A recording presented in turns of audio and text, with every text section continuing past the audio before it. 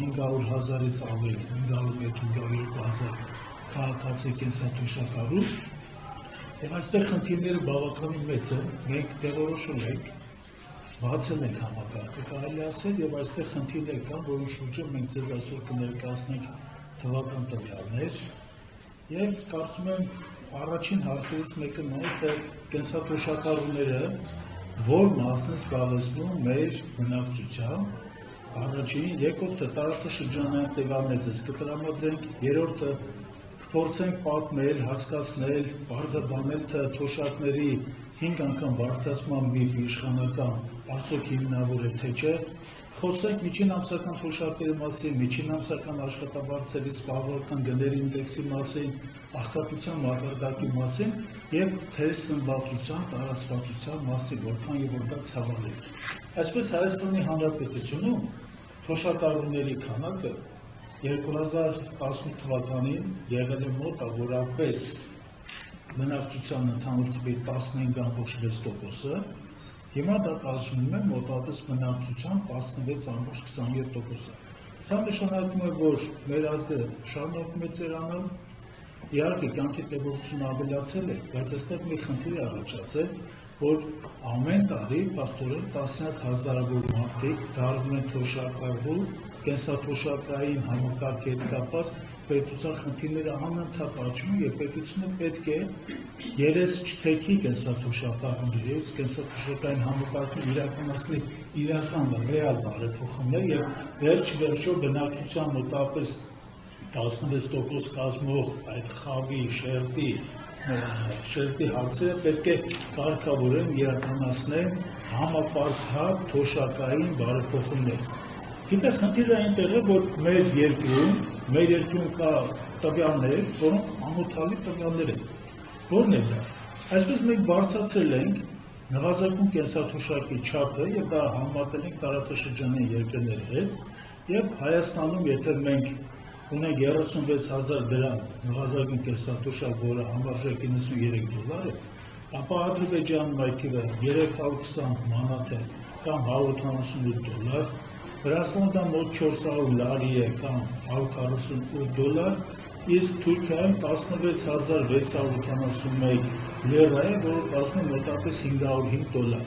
Իհարկե, թվերը ցույց են տալի, որ մենք գտնում ենք ոչ թե ինչ-որ խայտառակ համեմատություններ ունենք, ցույց է տալի, որ Թուրքիայում եւ Հարևան Սուլթանատում 2 անգամ, 5 անգամ կենսաթոշակառուն ավելի շատ նվազագույն թոշակ է ստանում, իհարկե սա անհամբուրժելի մոտեցում է եւ այս պետական մոտեցման հետ կապված մենք խնդիրներ ունենք, որովհետեւ նայեք, այս թվերի տիրապետում են նաեւ իշխանությունները, այս վարչախումբը, բայց վարչախմբի մեջ որդեգրել է մի մոտեցում, որ կարող մանկական ստերով պարզապես խուսափել հարցից եւ հարցը տանել այլ բնագավառ։ Օրինակ, իշխանական թեզը տարածում է հիմնական որոշ ջատագովներ եւ քարոզիչների ղեկավարում է վարչախմբի ղեկավարը եւ վարչախմբի ղեկավարը անընդհատ հայտարարում է բոլոր հնարավոր հաղթանակները, որ թոշակները մենք 5 անգամ բարձրացրել ենք։ Իհարկե դա սուտ է, որովհետեւ գործողությունը 5 անգամ կատարված գործողությունը չի նշանակում թոշակների չափը 5 անգամ բարձրացում։ Այսինքն դրա հետ կապված ինչ են իրենք արել։ Մենք մի քիչ արագի մեջ իհարկե փորձենք ներկայացնել կատարված աշխատանքները, ուրեմն 19 թվականի հուլիսից թոշակները բարձրացրել են 10%, դա մեկ քայլ, երկրորդ քայլը եղել արդեն 2022 թվականի, 2022 թվականի հուլիսին թոշակների հետ կապված ներդրեցին նոր համակարգ, հետվճարային համակարգը եւ այդ հետվճարի համակարգը մոտավորապես 5000 դրամ է հնարավորություն տալիս, որպեսզի հետվճար իրականացվի։ Եվ երկրորդ հարցը նա է, որ 2022 թվականին 99,000 շահառուների համար, կենսաթոշակային խմբի համար իրականացվեց 3000 դրամի ընդհանուր ավելացում թոշակի։ Դրանից հետո մոտավորապես 2023 թվականի հունիսի 29-ին բարձրացվեց նվազագույն կենսաթոշակի չափը, դա 31600 դրամից դարձավ 36000 եւ արդեն 2024 թվականին հաստատվեց հետվեճարի նոր համակարգ, արդեն գումարը որպես առավելագույն սահմանվեց 6000 դրամը եւ 12% հետվեճարի համակարգը սահմանվեց, բայց այստեղ գնացին ճիզվիտական մի դիրքորոշման, որ նրա մեջ հանեցին նախնական կոմունալ ծառայություններ հետվեճարից օգտվելու հնարավորություն, հիմա դա էլ հանեցին։ 2025 թվականի հունվարին ներդրեցին նոր որոշում, որ այս հետվեճարի համակարգը 12% է կազմում եւ դա գործել է 1 տարի ժամկետով։ Հիմա բնականաբար այս տվյալները, որ մենք ներկայացնում ենք, սա ցույց է տալիս, որ թոշակները չի բարձրացվել 5 անգամ։ Այս մարդիկ պարզապես ստում են։ Մարդիկ հարցից խոսակում են մանկական ստել հորինելու, տարածելու իմաստով։ Հավանաբար շատերը մի մոտ քարոզիչներ իշխանական կարող են պնդել, որ դա չի վերաբերվում միջին ամսական թոշակներ, միջին ամսական թոշակները կապված են մենք ունենք էլ ուսումնասիրությունը երևում որ 2018 թվականներին միջին ամսական թոշակը եղել է 40000 դրամի կարգի, ներկայում այն կազմում է 49000։ Հաստատում ենք ունենք այս 7 տարիների ընթացքում ընդհանուր թոշակի միջին ամսական չափի մեծության փոփոխություն ավելացման 20%-ի չափով 5 անգամ բարձրացնելու խնդիր այստեղ չկա։ Կամ մի լրացուցիչ խնդիր, որը մենք դրա վրա ցանկանում ենք ուշադրություն հրավիրել հանրության, որ Հայաստանի Հանրապետությունում գնաճի նույնիսկ այս պայմաններում համախառն ներքին արդյունքի եւ բյուջեի մեծությունները անընդհատ մեծանում են, ծավալները անընդհատ մեծանում են, դա հետ կապված Հայաստանի Հանրապետությունում միջին ամսական աշխատավարձերն են բարձրանում եւ միջին ամսական աշխատավարձերի աճը կազմել է 2018 թվականի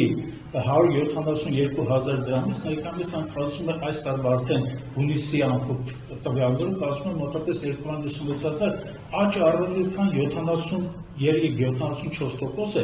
բայց 73-74% այս միջին ամսական աշխատավարձի աճի պարագայում մենք ունենք ընդհանուր թոշակների 20%-անոց աճ։ Սա նշանակում որ քաղաքացին, որը գտնվում է ընդհանուր աշխատունակության տարիքի մեջ, նա երբ որ տեղափոխվում է կենսաթոշակային տարիքի, առնվազն 3 անգամ նրա եկամուտները հնարավոր ձեռքբերման իմաստով նրանք պակասելու են։ Այս խնդիրները, գիտեք, լավ կյանքից չէ,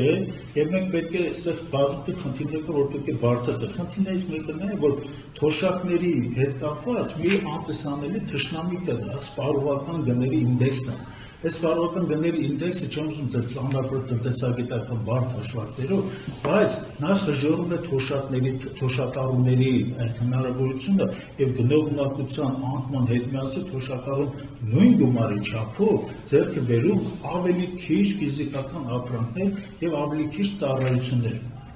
Բնականաբար դրա հետ կապված աղքատության մակարդակի երկրում շարունակում են մնալ ոչ թե գոհացուցիչ, մի խայտառակ իրավիճակ է, բայց խայտառակ իրավիճակը այս նորից թվերով ձեզ ներկայացնում, եթե 2018 թվականին նա կազմում է 26.7%, հիմա կազմում է 23.7%, այսինքն պետական բյուջեի եւ հնայի մակարդակի աճի դեպքում, որ իհարկե նաև արտաքին գործոններն են բարենպաստ պայմանավորված, մենք ունենք աղքատության գործակցի համեմատաբար կարելի ասել ամփոփ ցուցանիշ 3%-անոց նվազում աղքատության մակարդակի դա բավարար չէ։ Մի խնդիր է դա այս թվական տվյալների կողմից ներկայացնում ենք, մի խնդիր կա դա թերսնվածության մակարդակն է։ Թերսնվածության մակարդակը մեր երկրում 13-14 թվականին կազմում էր 4.5%, արդեն 17 թվականին 9.5%, եւ այդ ցուցանիշը ավելի բարձր է, սա խայտառակ իրողություն է։ Հարգելի ընկերներ, ես ուզում եմ ասել հետեւյալը, որ սրանք թվեր են ընդհանրել, բայց սրանք թվեր են անտարբերության մասին, սա ուրացման մասին թվեր են, եւ այն քաղաքական վարչախումբը, որ Հայաստանում ներկայումս աշխատում է, նա մեր 502,000 թոշակ եւ նպաստ ասող քաղաքացիներին պարզապես մոռացել են, ուրացում են եւ դրա հետ կապված մենք հավանաբար այսօր կներկայացնենք մեր առաջարկները եւ կարծում եմ կհամոզվենք, որ մեր աշխատանքի հիմնական նպատակը մեր կենսաթոշակառումը լավ պայմաններ ստեղծելն է, առողջությունը, որպեսզի այդ մարդիկ ունենան, որպեսզի հնարավորություն ունենան եւ որպեսզի ծառայությունները լիարժեք երկրում, որոնք կան նա դրանց ստեղծել։